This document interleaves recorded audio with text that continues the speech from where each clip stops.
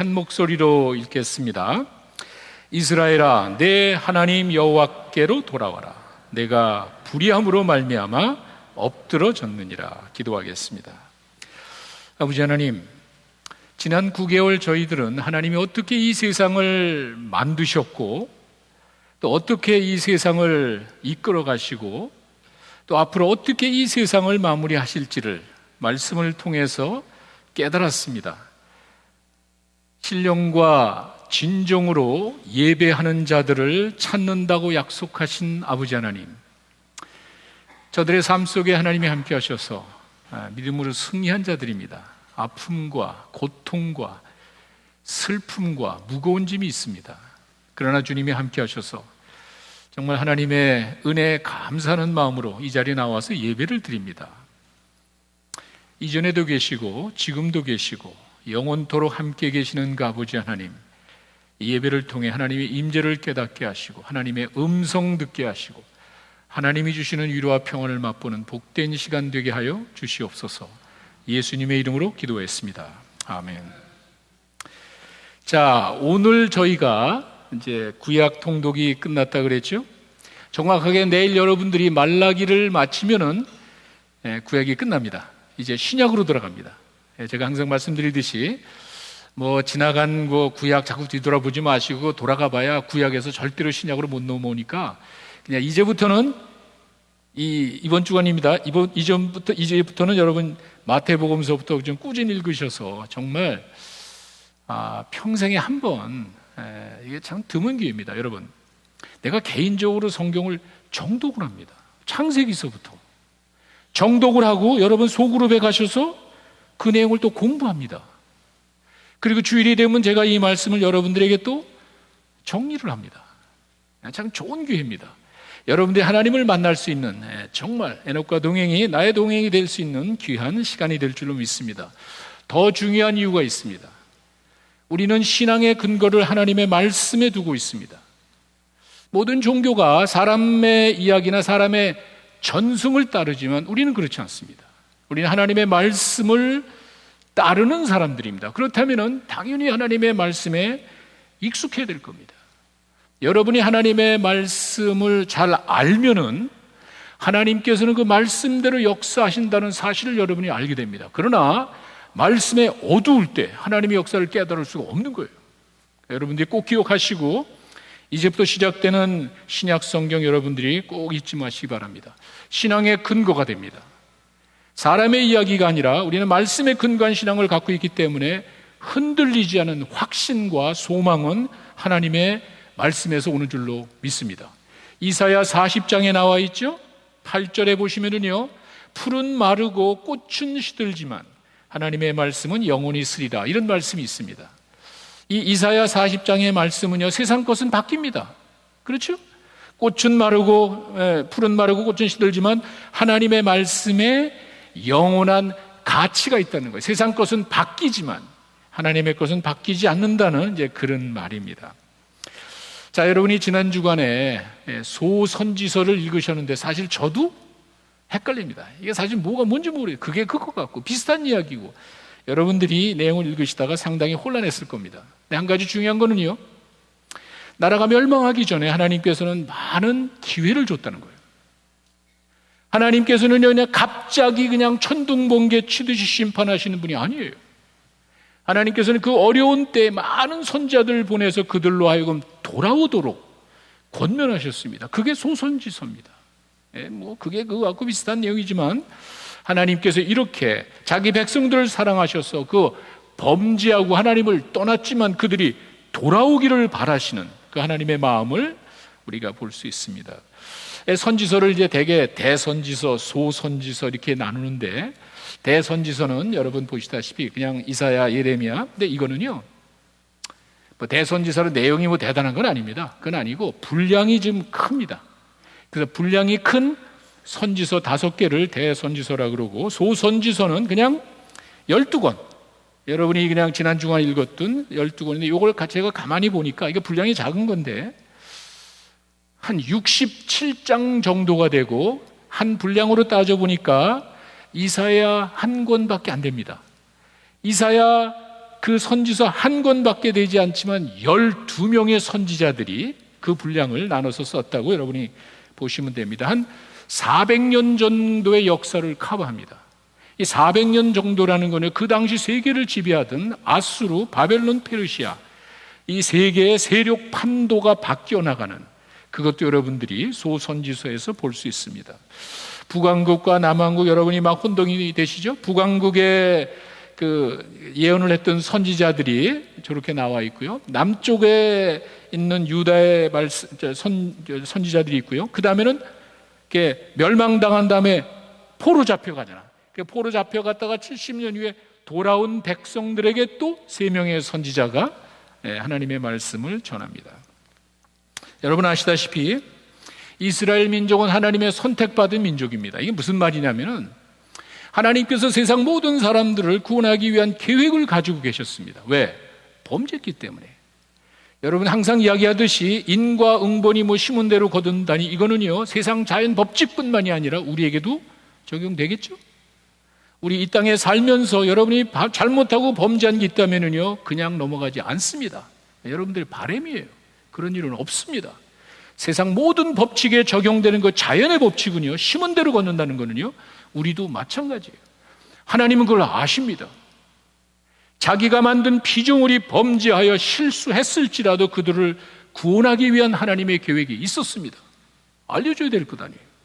그래서 하나님께서는 한 사람을 불렀습니다. 아브라함을 불렀습니다. 야, 내가 너를 통해서 세상 모든 민족에게 복을 주려고 그래. 그래서 그 아브라함을 부르셔서 그 아브라함의 자손을 통해 하나님의 뜻을 보여주셨습니다. 이게 성경이에요. 그리고 이게 하나님의 큰 역사입니다. 그렇기 때문에 이 하나님의 말씀을 받은 유대인들은 당연히 자부심이 있겠죠. 그죠?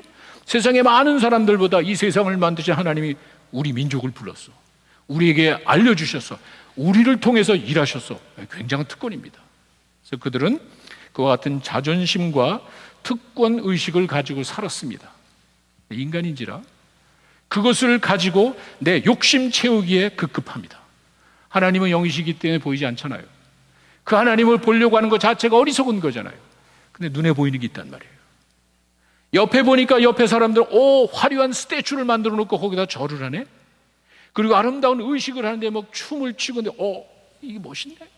그리고 그렇게 하면 복을 준다고 그러네. 이렇게 하나님은 보이지 않지만 내 눈앞에 보이는 옆에 나라 사람들이 섬기는 그 우상을 바라보니까 멋있는 거예요. 섬기고 싶은 거예요. 하나님께서 도와주시고 하나님께서 나와 함께 하신다는 사실을 알지만 이들은 이 세상으로 향합니다. 우상 숭배하는 거예요. 내 옆에 세상을 바라보면서 그 멋진 우상에 가서 절을 합니다. 그리고 거기다가 자기들의 재물을 갖다 바칩니다. 이렇게 하나님을 떠난 그 백성들에 대해서 하나님은 그냥 포기하신 것이 아닙니다. 여러분들에게 몇 번 말씀드렸듯이 내 자식이 잘못하면은요 매를 댈지언정 버릴 수는 없는 거예요. 이 백성들에게 많은 기회를 줘가지고 돌아오라고 이야기했지만 말을 안 들으면은 매를 댔지 버릴 수는 없는 거예요. 그래서 그 과정에 하나님께서는 많은 선지자들 통해서 하나님의 마음을 이야기합니다. 돌아와라.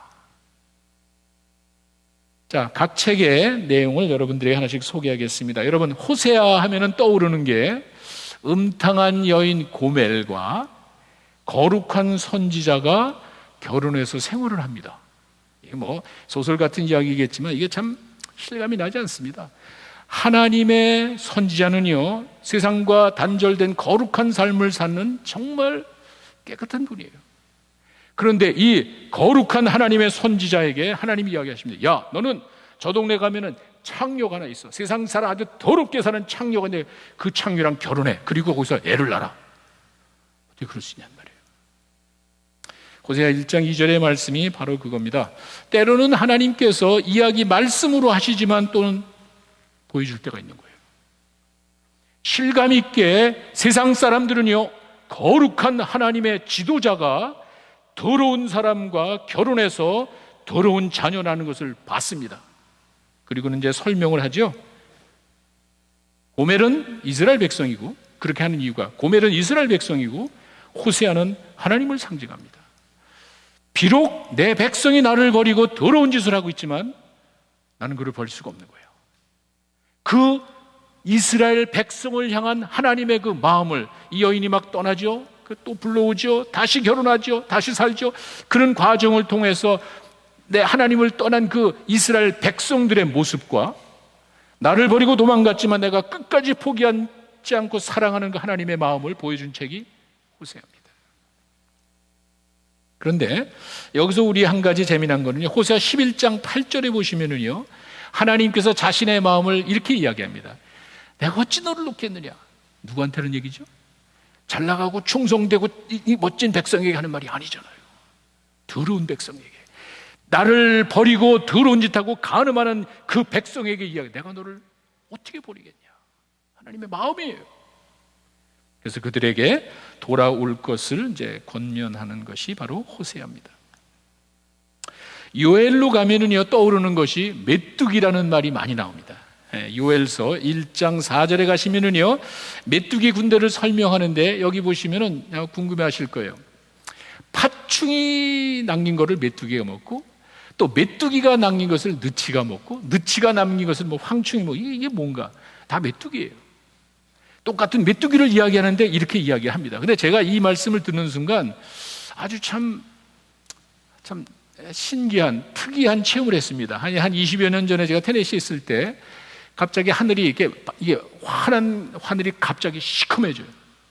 정말 신기합니다. 갑자기 하늘이 시커매지더니 막 수천 마리 메뚜기보다는 좀 큰 것 같아요. 하여간 이름은 잘 모르겠는데 그 메뚜기들이 하늘을 쫙 날아가는 거예요. 깜짝 놀랐어요. 막 자동차 그 앞에 막 들러붙는데 이만한 그 메뚜기들이 그냥 막 날아오는 거예요. 이것이 그냥 나온 말이 아니구나. 그런 적이 있습니다. 한 10년, 15년마다. 근데 그놈들이 수천 마리 메뚜기가 밭을 한번 훑었다고 생각해 보세요. 이게 무슨 말이냐면 한 놈이 훑고 가는데 그 놈에 또 남은 거 있잖아. 그 다음 놈이 또 다 먹어버리는 거야. 그거 또 남겼잖아. 그러면 그 세 번째 놈이 또 먹는 거야. 이 놈이 또 남겼잖아. 그러면 네 번째는 이게 무슨 말이죠? 완전히 쓸어버리겠다는 거예요. 하나님께서 그 백성들을 심판하실 때 메뚜기가 그냥 그 곡식밭을 그냥 황토화시키 버리시되 아주 그냥 완전히 쓸어버리듯이 이스라엘 백성을 그렇게 심판하시겠다는 그 말입니다. 거기만이 아니죠. 2장 12절 14절에 가시면 하나님의 마음이 또 나옵니다. 이제라도 돌아와라. 그런 무서운 심판만을 이야기하는 것이 아니라 기회를 주는 거예요. 이제라도 돌아와라. 근데 너희도 옷을 찢지 마. 단순히 옷을 찢는 그 외적인 행위로 내가 만족하는 것이 아니라 네 마음을 찢어야 돼. 마음의 진심으로 우러나오는 회개를 요구하시는 그 하나님의 마음입니다. 그렇게 무서운 메뚜기가 그냥 휩쓸고 가듯이 쓸어버리지만 28절에 2장 28절에 가시면 여러분 잘 아시는 성령을 약속합니다. 너희들의 힘으로 안 되지만 내가 마지막 때 만민에게 내 하나님의 영을 불어줄 것이야. 이런 좋은 소식도 겸해서 줍니다. 자, 그 다음에는 아모스인데 저는 이 아모스를 생각할 때마다 제가 옛날에 신학교에서 가르치던 때 생각이 납니다. 그때 뭐 대통령 눈이 뭐래, 노태우 대통령 하여튼 뭐 그런 것 같은데 제가 신학교 가르치는데 그때 나라가 하도 곤란하니까 신학교에서도 막 데모를 합니다. 신학생들이 데모를 할 때 주로 쓰는 그 선지자의 이름이 바로 이 아모스입니다. 이 아모스는요, 잘 살던 시대였습니다. 잘 살던 시대에 이 사람들이 그냥 후화로우니까 잘 사는 그걸 이용해가지고 하나님을 떠나서 자기 욕심대로 삽니다. 여러분 읽으신 분들 거기 뭐 바산에 뭐 암소드라 뭐 이런 얘기 있잖아요. 그 막 그냥 향락에 도취되어 있는 그 여인들을 그렇게 비난하는 거예요. 이렇게 돈이 많고 풍요로우니까 그것으로 인해서 자기들 욕심을 채우기에 급급하는 그 백성들에게 이야기합니다. 그런데 재미난 거는 3장 7절에서 8절입니다. 여호와께서는 자기 비밀을 선지자에게 보이지 아니하시고는 결코 일을 하지 않는 분이야. 여러분 잘 기억하세요. 가끔 어떤 분들이요, 왜 하나님이 나에게 갑자기 이런 어려움을 줍니까? 그게 아니에요. 이야기했습니다. 하나님은 절대로 이야기하지 않고 그렇게 심판하신 분이 아니에요. 아무것도 모르게 뒤통수 때리듯이 갑자기 뻥 터뜨리는 그런 게 아니에요. 어떤 형식으로도 하나님은 이야기를 하고 기회를 주고 돌아오라고 이야기한 다음에 심판하신 것이지 갑자기 그냥 그런 하나님이 아니라는 거예요. 그래서 우리가 하나님의 말씀을 청종하는 거예요. 그래서 우리가 하나님의 말씀을 연구하는, 왜? 하나님이 어떤 분이시고 어떻게 하실 줄을 우리가 알아야 되기 때문에 선지자 아모스의 말이 바로 그겁니다. 사자가 부르짖냐 내가 어떻게 가만히 있을 수 있느냐. 나에게 하나님의 말씀을 줬는데 내가 어떻게 가만히 있을 수 있느냐. 정의의 사도라 그러죠. 5장 24절에 가면은 제가 아까 말씀드린 데모할 때 우리 신학생들이 가장 많이 쓰는 용어예요. 정의를 물같이, 공의를 물같이 흐르게 하라. 야, 이런 그 당시에 부패한 그 백성들을 향해서 정의를 부르짖습니다. 이 사람은요, 양치고 뽕나무를 치던 농부입니다. 7장 14절에 가시면은요, 하나님께서 아모스를 부를 때 이 사람이 무슨 뭐 대단한 직분을 가지고 있거나 가문이 좋았던 사람이 아니에요. 그냥 평범한 농부예요. 순진한 그 사람에게 이런 무서운 심판을 예고하고 아모스는 그대로 전합니다. 이사야는 궁중에서 예언합니다. 궁중에서. 예레미야는 제사장 가문 출신입니다. 신분이 좋은 사람. 아모스는 그런 거 아무것도 없습니다. 그냥 하나님께서 농부에게 야, 이 백성을 향해서 내가 이야기를 좀 전해야 되겠다. 정의로운 사람이에요. 이 사람이 그냥 그 정의를 부르짖는 그러한 모습이 이 아모스의 이미지입니다. 오바댜로 넘어가면은요, 구약의 가장 짧은 책이죠. 1장밖에 없습니다. 이게 굉장히 중요한 이유는 그 오바댜라는 선지자가 에돔 자손들을, 백성들을 책망하는데 그 에돔이라는 거는요, 에서의 후손입니다. 에서는 야곱의 형제예요. 여러분 다 읽으셨죠? 그 쌍둥이로 태어날 때 이 야곱이 형의 발 뒤꿈치를 잡았다 그러잖아요. 하여튼 에서와 야곱은 쌍둥이 형제입니다. 그럼 어떻게 돼요? 서로 좀 도와야 되는 거 아니에요? 그 이스라엘 민족이 어려움을 겪을 때 이 에돔, 에서 같은 쌍둥이 형이죠? 비웃고 있었어요. 그 이스라엘 백성이 멸망당할 때 옆에서 쳐다보고 있었어요. 아무것도 하지 않았어요. 이와 같은 그 방관의 죄, 하나님의 백성으로서 아니 같은 형제로서 형제의 어려움을 바라보고도 가만히 있었던 그들에게 무서운 심판을 합니다. 근데 어떻게 하냐면요, 이들이 산속에 그냥 막 바위 틈틈이 아주 그런 데 살았던 것 같아. 거기 이제 그 오바댜의 3절과 4절에 가면은 이들이 숨어서 사는 그 바위 틈에 안전하잖아요. 외적으로 봤을 때 텐트 치고 그냥 사는 게 아니니까 안전하죠. 산속에 바위 틈에 사니까 안전하지만 어림도 없어.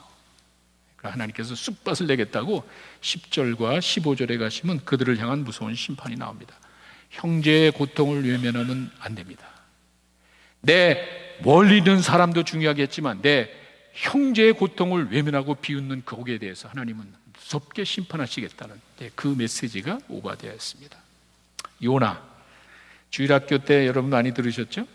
고기 뱃속에 들어갔던 사람, 뭐 목사님 그런데 하여간 뭐 고기 뱃속에 들어가 그게 중요한 것이 아니라, 아니 하나님이 원하시면 고기 뱃속에 들어간 그 정도 못하면 그런 건 별로 중요한 것이 아닌데, 요나의 메시지가 뭔가 여러분 보셔야 돼. 요나는요 참 편협해, 참 이기적인 사람이야. 하나님께서 야, 저 니느웨 백성에게 가서 하나님 말씀을 선포해라. 그들이 혹시 회개할지 어떻게 아냐. 그런데 유대인들은요 그 당시 최대 강국입니다. 그 아수르 니느웨 백성들이 회개하고 돌이키는 걸 이 요나는 원치 않았던 거예요. 저놈들은 당연히 심판받아야지. 왜 저놈들에게 그 좋은 걸 줘가지고 회개하고 멸망당하지 않게? 이 말이 좀 익숙치 않은 제가 말을 바꾸겠습니다. 남이 잘 되는 것을 보지 못하는 사람들이 있잖아요. 남이 잘 되는 것을 같이 축하하고 기뻐하는 것이 아니라 저놈이 잘 되는 게 속이 아프잖아. 그냥 편협하고 이기적인 사람의 대표적인 모습이 요나였고 그 유대인들의 모습이었습니다. 근데 그 사람들은 정말 그런 생각을 가지고 살았습니다. 하나님 우리 백성을 들어서 이 세상 모든 만주에 복을 주시고, 그런데 저 사람들에게죠 아주 못된 민족에게 축복을 해가지고 그들을 멸망시키지 않고 보호해 보기 싫다는 거예요. 이와 같은 생각이 요나의 마음이었어요. 근데 하나님께서는 요나에게 이야기합니다. 4장 11절에 가면은 야, 이제 두 번째 복음을 전하고 난 다음에 어떻게 되는가 한번 보자. 저놈들이 정말 멸망당 안 하나 보자 그랬을 때 하나님께서 이 더운 바람을 가리기 위해서 이렇게 박농쿨이 있다가 박농쿨이 그냥 싹 사라지니까 아이 더워서 죽겠다고, 자기가 손도 대지 않은 이거를 덥다고 불평하니까 하나님이 이야기하시는 게 옵니다. 야, 니느웨 성에는 좌우를 분별하지 못하는 12만 명이 있어. 하나님을 모르는 12만 명이 죽는 걸 네가 원하느냐? 원하지. 남이 잘 되는 것을 못 보는 이 요나의 마음속에는요, 저놈들은 당연히 죽어야지. 하나님의 마음이 그게 아니라는 거예요. 특정한 민족과 소수의 충성된 사람만을 위하는 게 아니에요. 다 하나님의 피조물이에요. 세상 모든 민족을 향한, 특별히 구약에도 그와 같은 마음을 가지고 계셨다는 사실이 정말 새롭습니다. 내가 가지고 있는 특권, 내가 가지고 있는 어떠한 선민 사상, 나를 위한 게 아니에요. 그들이 뛰어나서 아브라함 부른 게 아니잖아요. 일을 하라고 부른 거지. 내가 너를 통해 일하겠다는 거지, 세상 모든 민족보다 뛰어나서 부르는 게 아니잖아요. 네, 유대인들은 그렇게 생각을 하지 않았습니다. 그들의 마음을 이제 대변합니다.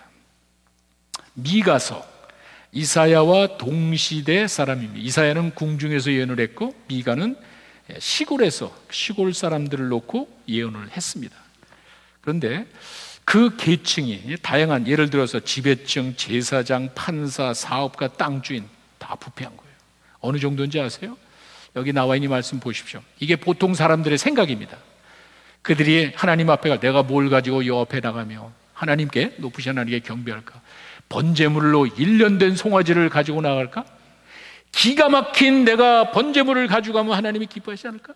내 생활은 엉망이더라도 여호와께서 천천에 양을 그냥 1000마리 가져가고 만만의 강물 같아 아직 기름을 잔뜩 가져가면 내 허물을 위해 내 바다들을 한번 바쳐볼까? 내 영혼의 죄로 말미암아 그러니까 뭔가 외적인 것을 가지고 하나님 앞에 나가면 하나님이 기뻐하시지 않을까? 내 생활은 엉망인데, 나는 부정하고 더러운, 제가 말씀드린 제사장과 땅주인과 지배층과 저지 모든 사람이 다 부패됐는데 그들은 딱 하나만 생각하는 거야. 하나님 앞에 가서 제사 지낼 때만 잘 지내면 돼. 내가 그냥 헌금 많이 하고 교회 열심히 나가면 괜찮아. 내 생활이 어떤 거 괜찮아. 하나님 다 용서해 주실 것이야. 그런 사람이 있잖아요. 거기다 대고 이야기하면, 사람아, 주께서 선한 것이 무엇인지 너에게 보여줬잖아. 너희들은 하나님을 모독하고 있는 거예요. 하나님께서 원하시는 것은 제사가 아니야. 그렇게 겉으로 드러나는 제사가 중요한 게 아니야. 정의롭게 살아야 돼. 없는 사람을 그렇게 핍박하고 무시하면 안 되는 거야. 인자를 사랑하고 겸손하게 하나님께 행해야지. 네 멋대로 자기 욕심대로 살면서 예배만 잘 드리면 될 것 같아? 그런 사람이 있잖아. 내 삶 속에 하나님의 영광을 드러내지 못하고 더럽고 남을 시기하고 질투하면서 살아가면서 예배 잘 드리면 하나님이 용서해 줄 것 아니야. 그게 아니라는 거예요. 구약이 우리에게 주는 많은 교훈 가운데 하나가 바로 그겁니다. 그리고 이와 같은 예언을 하면서 또 희망적인 메시지를 하나 주죠. 여러분이 잘 아시는 5장 2절에 가시면 베들레헴 에브라다야, 그 자그마한 도시지만 그 땅에서 메시아가 태어날 것을, 장차 유대인들을 대변하는 메시아가 이 땅에 올 것을 이야기하면서 장소까지 예언을 합니다. 그게 미가서입니다. 나훔으로 가시면은요, 제가 조금 전에 그 요나에 의해서 회개한, 멸망을 당하지 않은 니느웨에 대해서 이야기했잖아요. 그 다음에 한 125년이 지나고 난 다음에 나훔이 다시 한번 그들에게 갑니다. 왜? 그들이 여전히 죄악 가운데 삽니다. 이들이 잘못된 것은 제가 어제 새벽 기도 때 이야기했습니다. 정말 요나의 말을 듣고 니느웨가 회개했을까? 회개했습니다. 그래서 하나님이 그 나라를 멸망시키지 않았습니다. 그러나 그들의 그 잔악성과 잘못된 것은 그대로 드러났고, 나중에 이스라엘 백성도 예루살렘도 멸망시키잖아요. 나중에 잔인하게 바벨론에게 멸망당합니다. 그 내용을 소개하는 게 나훔입니다. 그런데 여기서 중요한 거는 1장 2절에 또 이 구절 가지고 이야기하는 거야. 목사님, 어떻게 하나님이 질투하고 보복하실 수가 있냐고 그렇게 이야기를 합니다. 여러분, 이제 우리가 언어를 볼 때 이 말이 이제 히브리어거든요. 그래서 히브리어의 어떤 뜻으로 사용됐나를 보셔야 되는데, 참고로 이 질투하고 보복, 특별히 질투한다는 그 단어는요, 여기만 나옵니다. 구약에. 그리고 이거는 인간의 감정, 개인에게 또는 감정적인 표현할 때 쓰는 단어가 아니에요. 언약의 관계에서 약속을 회복하기 위한 하나님의 마음을 표현할 때 이런 식으로 합니다. 아마 이해하는 사람 하나도 없을 거야. 제가 예를 들게. 제가 테네시에서 목회하는데, 요새 아이들이, 여러분 파브릭 스쿨 다니는 아이들이 미국은 정말 심각해요. 마약 문제가. 웬만하면 애들이 그냥 쉽게 접할 수 있어요. 국민학교고 뭐 초등학교고 중학교 다 접합니다. 그래서 애들끼리 수근수근거리고 그렇게 하니까 뭐 이렇게 뭐 아주 막 이렇게 하니까 우리 교회 다니는 집사님 아들이 순진 해석을 따라간 거예요. 학교 마치고 난 다음에 이놈들끼리 따라서 딴 데 간 거야. 딴 데 가니까 거기서 좀 애들이 뭐 팔고 막 이러다가 경찰에 잡힌 거예요. 그게 이 교회로 연락이 오고 저한테 연락이 오고 부모의 연락이 오고서 가보니까 애들이니까 별건 아니지만 그 마약을 팔고 샀던 아이 옆에 있던 이 아이도 같이 끌려간 거예요. 얘는 그렇게 나쁜 짓을 한 건 아닌 것 같아. 근데 또 같이 있었잖아. 현장에서 잡혔잖아. 끌려간 거예요. 이 어머니가 가더니 그놈을 탁 잡더니 첫 마디가 야 이 죽일 놈아 그러더라고. 근데 야 이 죽일 놈아 정말 죽일 놈이에요? 그건 아니지. 내가 사랑하는데 네가 왜 이 짓을 했느냐 그 마음을 표현하는 것이 정말 근데 그 죽일 놈을 영어로 표현하고 그냥 봐봐. 이 죽일 놈 I'm gonna kill you. 그 다르지. 그 말하고는 다르지. 이 죽일 놈 새끼 그게 죽인다는 말이 아니죠. 그런 식의 표현으로 보셔야 돼요. 하나님이 어떻게 질투하겠어요? 근데 그 왜 질투합니까?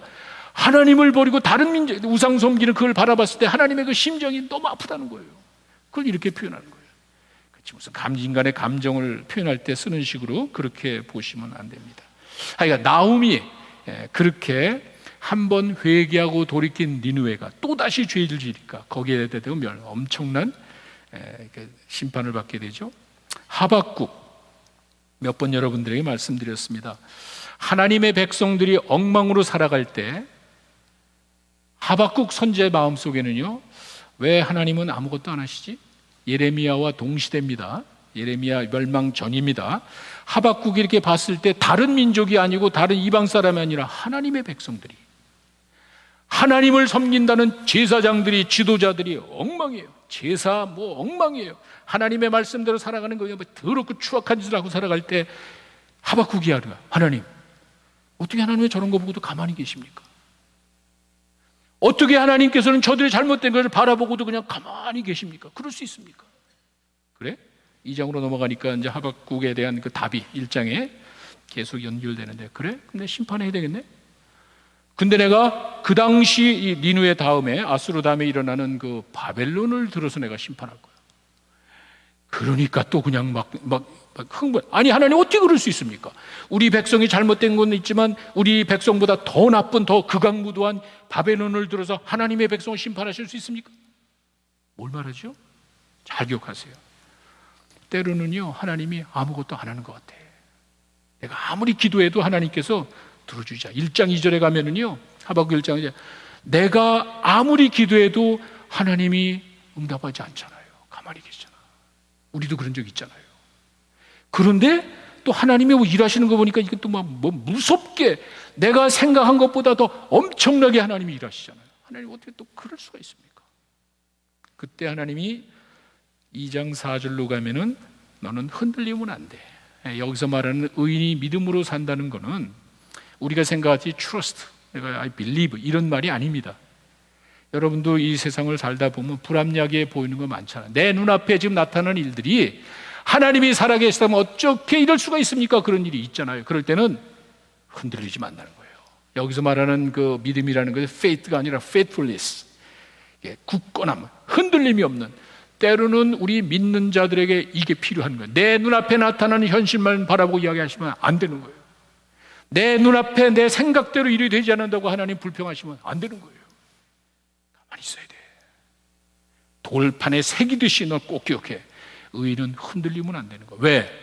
미래가 있으니까. 그 미래가 뭐죠? 2장 14절에 가면은요, 하나님께서 하박국에게 정말 엄청난 아주 어마어마한 모습을 보여줍니다. 야, 기다려봐. 물이 바다를 덮은 같이 여호와의 영광을 인정하는 것이 온 세상에 다 퍼질 것이요. 여러분 한번 생각해 보세요. 정말 지금 여러분들 신앙생활이 좀 힘이 없고 초라하게 보이고 조롱받기도 하고 남들이 비웃고 어리석게 보일 수도 있겠죠. 신앙이 없는 사람들의 입장에서는 여러분들과 나의 모습이 별로 좋게 보이지 않겠죠. 기다리세요. 언젠가 물이 바다를 그냥 확 덮은 같이 하나님의 영광을 인정하는 것이 온 세상에 퍼진대. 이 사실을 깨닫고 이 하나님의 말씀을 듣고 난 하박국의 마음속에는 3장 16절에 가니까 막 창자가 흔들린대. 지금은 바뀐 거 하나도 없습니다. 내가 왜 하나님이 아무것도 안 하십니까? 너무 이상한 방법으로 일하십니다. 어찌 그럴 수 있습니까? 내 눈앞에 바뀐 거 하나도 없습니다. 하나님의 말씀을 받았습니다. 그래, 내가 심판하는데 언젠가 너 흔들리지 마라. 언젠가는 이게 그냥 온 세상에 하나님을 인정하는 것이 올 것이야. 그 얘기를 듣는 순간 창자가 흔들리는 거야. 그리고 그 다음 절로 가시면 17, 18절 여러분이 잘 아시는 내용입니다. 무화과나무에 열매가 없어. 포도나무에 아무것도, 감람나무에 아무것도 없어. 오양간에 소가 아무것도 없어. 괜찮아. 왜? 여호와를 인하여 기뻐하겠습니다. 이게 신앙인의 모습이에요. 내 눈앞에 나타나는 그 물질적인 내 눈앞에 나타나는 현실만 바라보는 게 아니에요. 하나님의 말씀을 믿고 살아갈 때 그 말씀대로 여러분 가운데 이루어질 줄로 믿습니다. 그렇게 살아야 되는 거예요. 내 눈앞에 바뀌어진 현실은 아무것도 없습니다. 똑같이 불합리하고 똑같이 답답하고 똑같이 하나님 응답하지 않지만 말씀을 받았잖아요. 하나님께서 이렇게 하신다 그러니까 하박국은 이야, 그렇게 하시는군요. 기다리는 거예요. 그리고 내 앞에 지금 현실에 내가 그렇게 해달라고 그랬지만 그거 없어도 괜찮습니다.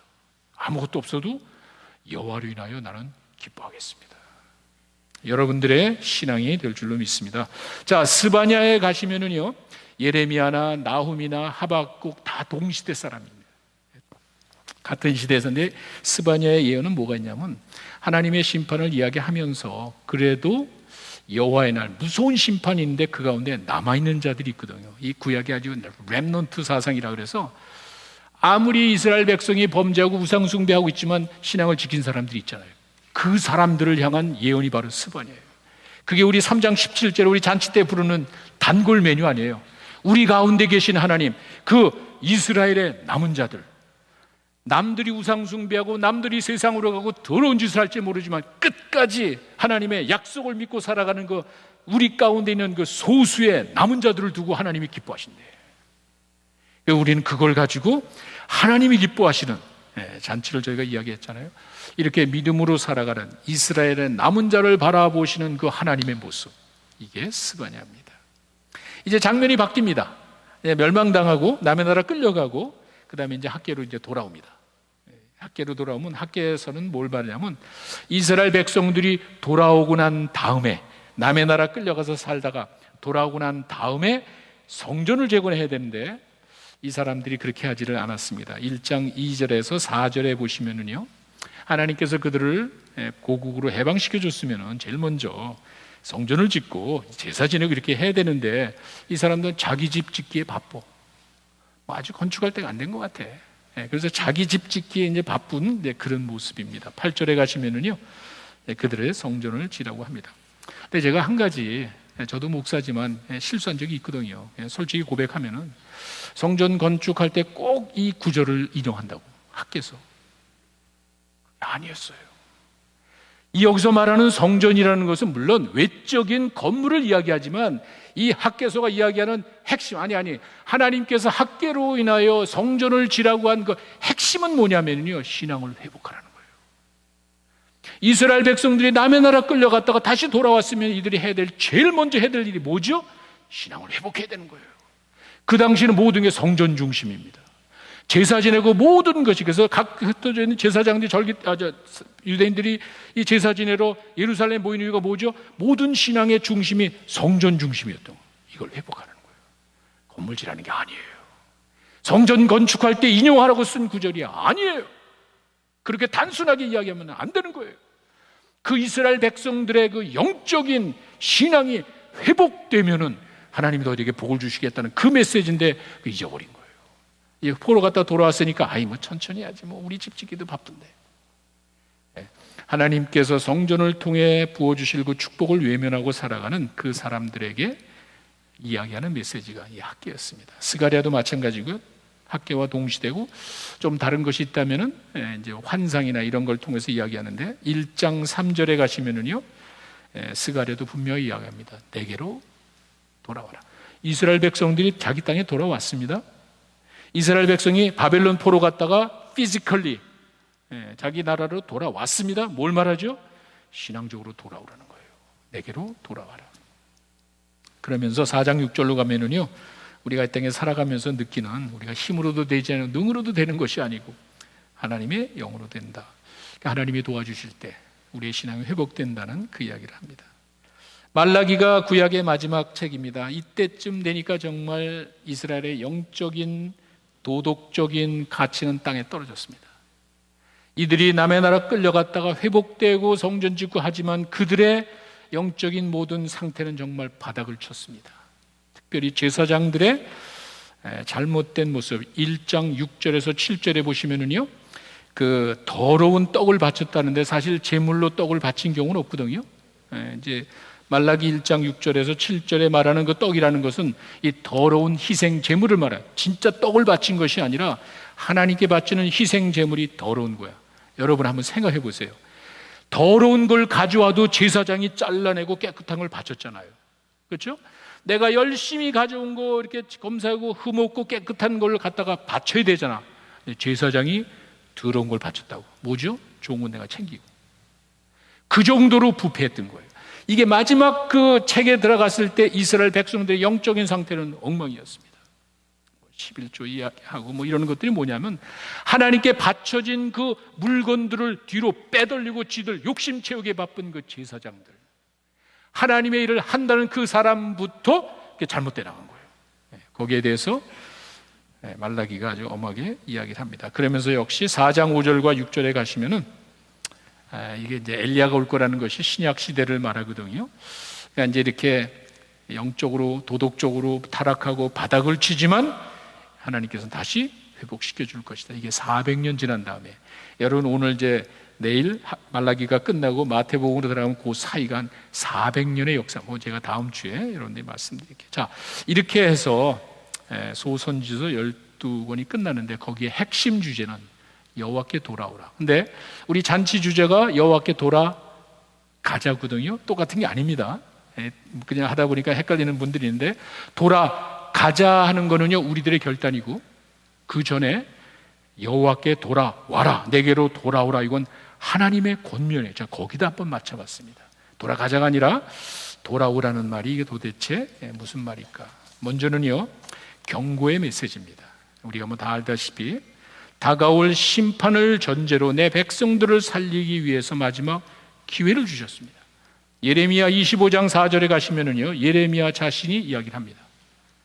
수많은 선지자를 보냈어. 듣지 않잖아요. 그 도표에 보시고, 여러분 그 이스라엘 역사 도표를 보시면요, 그 멸망당하기 직전에 많은 선지자들을 보냈습니다. 안 듣잖아요. 지금도 똑같아. 성경 통독을 해나가면서 내가 개인적으로 성경을 읽는데 감동이 오잖아요. 안 하잖아. 내가 목장에 가가지고 그 성경 통독한 거를 우리가 1년 동안 성경 공부로 답을 달면서 열심히 했지만 안 듣잖아. 똑같단 말이에요. 하나님께서 구약의 특별한 사람을 통해서 이야기하신 것뿐만이 아니라, 그랬을 때도 그들이 안 들었지만, 그 경고의 메시지를 돌아와라 안 듣지만 지금도 안 듣잖아. 결과 어떻게 되겠어요? 피할 수 없는 거예요. 아까 제가 말씀드렸듯이 아모스 3장 7절의 말씀을 여러분 꼭 기억하십시오. 하나님은 절대로 이야기하지 않고 심판하신 분이 없습니다. 왜 하나님 나에게 이런 일을 줍니까? 이야기했죠. 하나님께서는 경고했죠. 듣지 않잖아. 하나님께서 갑자기 뒤통수 치듯이 천둥번개 하시는 분이 아니라는 거예요. 이야기하신단 말이에요. 들으셔야 돼요. 나에게 어떤 식으로든 하나님이 감동을 준단 말이에요. 성경 통독할 때 깨닫게 하시고, 하나님을 만나니까, 동행하니까, 말씀을 들을 때 뭐 감동이 오고, 내가 기도할 때 이야기하신단 말이에요. 근데 안 하잖아. 순종 안 하잖아. 그 결과는 피할 수가 없다는 겁니다. 예레미야 2장 13절과 17장 13절에 있는 말씀은 그 하나님을 떠나는 것을 재밌게 표현했죠. 생수의 근원, 터진 웅덩이를 파는 거래요. 여러분 이렇게 생각해 보셨어요? 내가 하나님을 믿고, 아니 내가 예수님을 믿고 교회 나가는데 이게 그냥 선택이 아니에요. 여러분 생수의 근원을 버리는 거예요. 이런 생각 해보셨어요? 터진 웅덩이를 파는 거예요. 내가 아무리 노력해봐야 이것이 나에게 만족을 줄 수가 없다는 거예요. 지금 내가 누리고 있는 기뻐하는 거 여러분이 좋은 것 같죠? 전부가 그것이 나를 만족시키는 게 아니란 말이에요. 하나님밖에 없는 거예요. 우리는 하나님에게 왔기 때문에 돌아가야 돼. 제가 뭐 가볍게 얘기하자면 우리 한국 사람들이 사람이 죽으면 돌아갔다 그러잖아요. 이런 말이 없잖아요. 우리 한국 사람은 특별히 그런 의식이 있었던 것 같아요. 사람이 죽으면 어디로 가? 온 데로 가지. 그 경고를 의미합니다. 여호와께 돌아라. 두 번째는 사랑의 메시지입니다. 경고할 필요가 없습니다. 여러분 있으면 범죄할 때 무슨 뭐 경고함 그런 거 없습니다. 하나님은 반드시 하지 마라. 이거 하면은 너 안 돼. 이건 잘못된 거야. 하지 마. 몇 번이고 말씀하시는데도 안 듣잖아요. 말씀을 하신다는 것 자체가 사랑의 표현이에요. 기회를 준다는 것 자체가 감사한 일이에요. 이것이 바로 하나님의 마음이었습니다. 이사야 65장 1절과 2절에 가시면은요, 로마서 10장 21절에 하나님께서 그 팔을 벌리고 기다린다는 정말 돌아오기를 간절히 사모하는 그 표현을 이렇게 이야기하고, 이것을 이사야 65장 1절과 2절에 가면은요, 아주 실감 있게, 여러분 이게 글씨가 작아서 잘 보이려나 모르겠는데, 찾지도 않는 백성에게 알려주신대. 한번 생각해 보세요. 찾지도 않아. 근데 하나님은 알려줘. 도움을 요청하지도 않는데 밝혀주신대. 그리고 하나님의 이름을 부르지도 않는데 내가 여기 있다. 하나님 이야기하신대요. 사랑이에요. 내게로 돌아오라. 이거는요, 경고뿐만이 아니라 하나님의 사랑이었어요. 탕자가 아버지께 돌아갈 때 그 아버지가 기다리고 있잖아요, 바깥에. 그러더니 막 뛰어가는데 성경에 나와 있지만 어서 와라 내 아들아. 그 아버지의 마음을, 그러더니 그 거지가 된 그 아들을 껴안고 아무것도 요구하지 않잖아요. 아버지 내 잘못했고 듣지도 않잖아요. 돌아온 것만 가지고 이 아버지가 기뻐가지고 막, 그게 하나님의 마음이었습니다. 내 하나님 여호와께 돌아와라. 지금도 우리를 부르시는 하나님의 경고이고 사랑의 메시지입니다. 우리 잠깐 기도하겠습니다. 여러분